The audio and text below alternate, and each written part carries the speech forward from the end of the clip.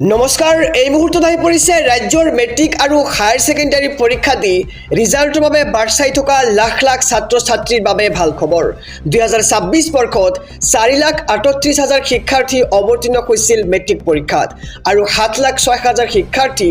অৱতীৰ্ণ হৈছিল উচ্চতৰ মাধ্যমিকৰ চূড়ান্ত পৰীক্ষাত সকলোৰে মনত কেৱল এটাই প্ৰশ্ন কেতিয়া ঘোষণা কৰা হ'ব মেট্ৰিক আৰু হায়াৰ সেকেন্ডাৰী পৰীক্ষাৰ ফলাফল মৰমৰ ছাত্ৰ ছাত্ৰীসকল তোমালোকে আৰু বেছি দিন অপেক্ষা কৰিব নালাগে মেট্ৰিক আৰু হায়াৰ সেকেন্ডাৰীৰ ৰিজাল্ট সন্দৰ্ভত ৰাজ্যৰ মুখ্যমন্ত্ৰী ডক্টৰ হিমন্ত বিশ্ব শৰ্মাই কৰিছে চূড়ান্ত ঘোষণা আৰু তোমালোকে জানাইছে আমাৰ মুখ্যমন্ত্ৰীয়ে কোৱাৰ দৰে কিন্তু প্ৰতি বছৰেই সেৱা আৰু AHSEC ৰিজাল্ট ঘোষণা কৰি ৰাখিছে ঠিক সেইদৰে 2026 বৰ্ষত মুখ্যমন্ত্ৰীয়ে কোৱাৰ দৰে ৰিজাল্ট ঘোষণা কৰা হ'ব কিন্তু এতিয়া কথা হ'ল যে কেতিয়া ঘোষণা কৰা হ'ব মেট্ৰিক আৰু হায়াৰ সেকেন্ডাৰী পৰীক্ষাৰ ফলাফল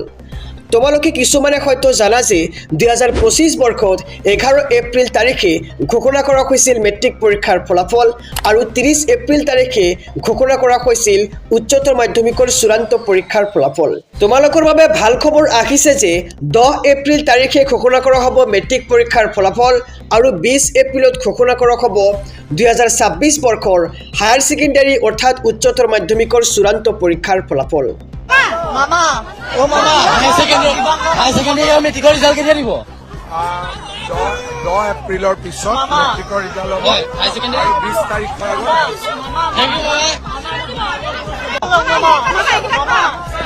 মামা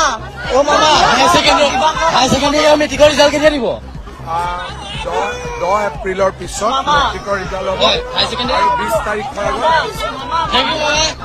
মৰমৰ ছাত্ৰ ছাত্ৰীসকল তোমালোকে মুখ্যমন্ত্ৰীৰ মুখৰ পৰাই শুনিব পাৰিলা যে 10 এপ্ৰিল তাৰিখে ঘোষণা কৰা হ'ব মেট্ৰিক পৰীক্ষাৰ ফলাফল আৰু 20 এপ্ৰিলৰ আগতেই ঘোষণা কৰা হ'ব উচ্চতৰ মাধ্যমিকৰ চূড়ান্ত পৰীক্ষাৰ ফলাফল